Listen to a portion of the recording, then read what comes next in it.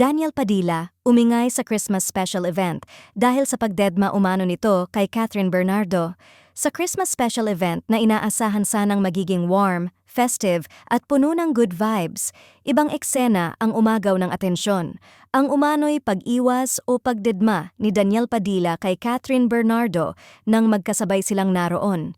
Makikita sa kumalat na footage na nasa gitna ng crowd si Daniel, hawak ang mic, very composed at concentrated lang sa sarili niyang area. Habang sa kabilang side, si Catherine naman ay masigla, nakangiti, at nakikipag-usap sa mga kasama niya. Pero ang eksaktong moment na nagpa-issue ay nang dumaan si Catherine malapit sa parte kung saan naroon si Daniel at wala kahit bahagyang acknowledgement mula sa aktor.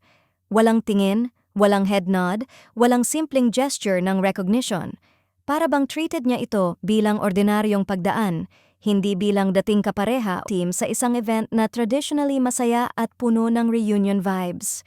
Nagiging mas mabigat ang issue dahil Christmas special ang event, isang okasyong kadalasan ay puno ng warm greetings, kumustahan, at kahit simpleng civil interaction. Pero ang atmosphere sa pagitan nila ay kabaligtaran, neutral, malamig, at tila may malinaw na boundary na hindi na binabawi.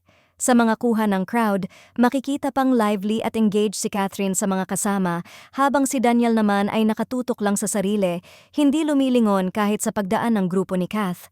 Dahil dito, lumalabas ang tanong kung intentional ba ang pagiging aloof niya o bahagi lang ng pag-iwas sa anumang awkwardness sa isang napakalaking public event.